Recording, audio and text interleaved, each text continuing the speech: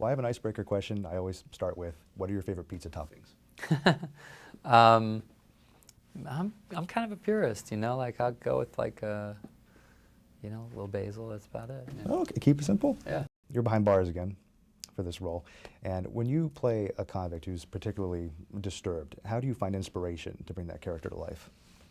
You know, I didn't really connect with the idea that he was disturbed in this, especially. It was more that I think that I focused on the fact that what's happening to him is a very intense moment. It's like he's about to be assessed. You know, he's about to have to sit and have somebody ask him questions and kind of judge whether he's a good person and for real. And I think when you talk to the people who have been through this, or even more the ones who have it coming up, you know, they get so anxious. It's a really anxiety-inducing moment for a lot of people. Now, you actually showed the script to some inmates at the prison. I think I read that. We did, yeah. We were shooting in the closed down part of an enormous prison north of Detroit.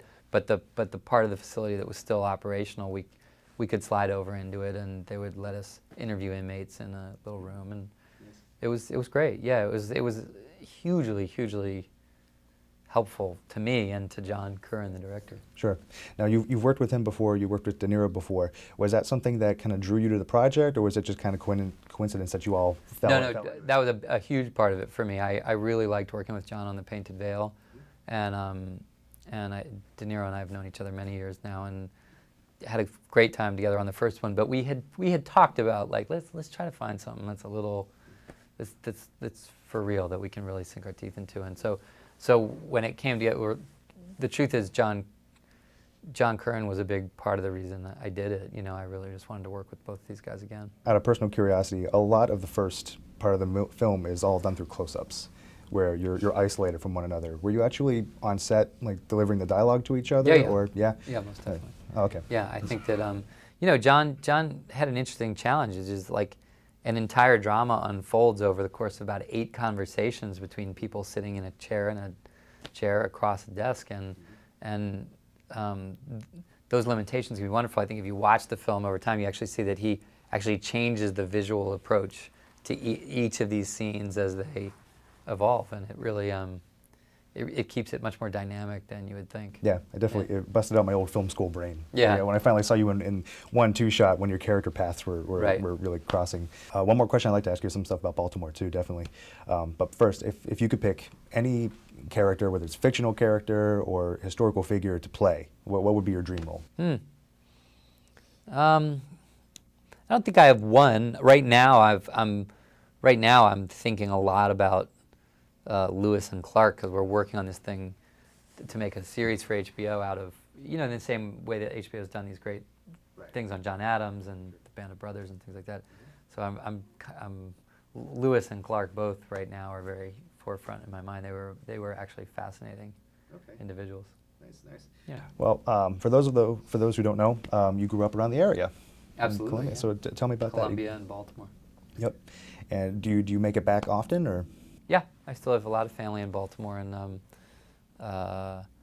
in fact, my grandmother lives not that far from your station up Falls Road there, yeah, I love Baltimore. It's changed a ton since the '70s, when the downtown was literally like the garbage dump was on the harbor there, and I mean, it's incredible what's happened in Baltimore over the time since we've been growing up. But I still love it. I'm still an Orioles fan. Yeah, I was gonna say, how do you feel about the new management? Well, that was very exciting. That was like the first like spike in my blood pressure in a long time. Like, but I'm telling you, like, Cal Ripken, he's just got to get his kids off to school. You know, he's got to get them out of the house, and then he needs to come back, and he needs to be manager GM. He needs to be a manager GM. And just like bring us back to the glory days. I've asked a lot of people, like, when I go to LA for junkets, they'll say, "Oh, Baltimore, The Wire. You don't leave your house very often, do you?" You know, like, how do you think that Baltimore has a fair image through the media? I don't think it has much of an image in most places. Although The Wire definitely, The Wire was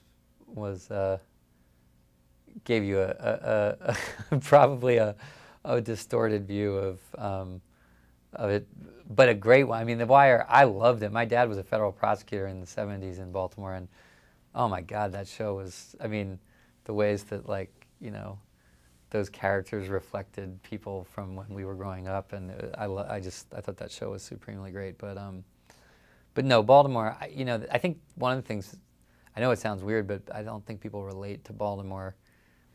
The slightly southern inflections in Baltimore, you know, like some people say it's the northernmost southern town, and I always try to say, like, yeah, but it's southern, but it's not, you know, it's its own thing. That's what I love about Baltimore. It's eclectic. It's still got an eclectic bohemian kind of vibe to it that it's I got like. the yin and yang of It does. The Wire, and then you got your John Waters and Ace of Cake side of it. Cool. I think it's a great town, and we're still connected there. Yeah, I mean, do you still do charity work? Yeah, you know, we haven't had an event back at the Senator in a while. I think I need to make a film that's a little bit more of a family film. Like, I used to have ones that I could, like, I'll make something that's user friendly enough to do another premiere at the Senator. Good.